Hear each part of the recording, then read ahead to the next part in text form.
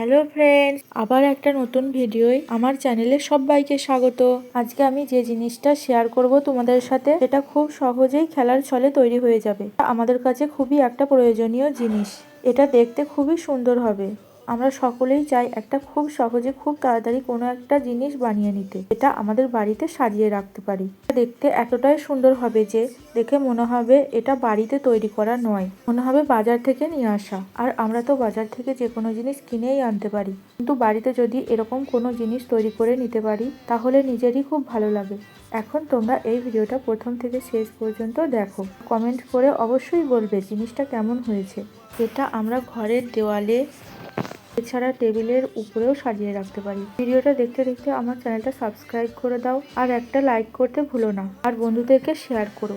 এইরকম প্রয়োজনীয় ভিডিও প্রায়ই নিয়ে আসতে থাকি তোমাদের জন্য। তোমরা কমেন্ট করে নতুন ধরনের আইডিয়া দাও, আমি সেরকম ভিডিও নিয়ে আসার চেষ্টা করব।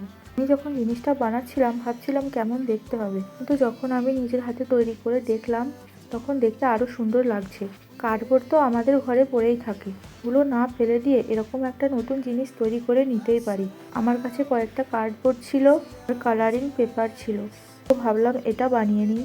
তো বানানোর পর জিনিসটা কেমন হয়েছে সেটা তোমরা দেখতেই পাবে। এরকম একটা ওয়াল ডেকোর আমাদের ঘরের অনেকটা সৌন্দর্য বাড়িয়ে দেয়। এটা তোমরা যে কোনো কালারের বানিয়ে নিতে পারো। এটা আমি হলুদ আর কালো রঙের কম্বিনেশনে বানিয়েছি। এরকম নতুন নতুন অনেক প্রয়োজনীয় ভিডিও আমার চ্যানেলে আছে, তোমরা গিয়ে দেখে আসতে পারো।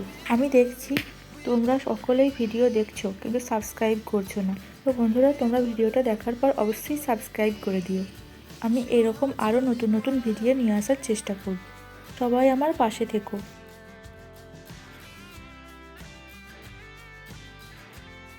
সবুজ রঙের পেপার দিয়ে তারটি মুড়িয়ে নিলাম।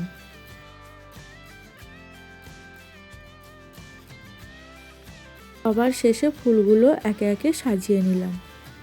ভিডিওটা সম্পূর্ণ দেখার জন্য সবাইকে অনেক অনেক ধন্যবাদ।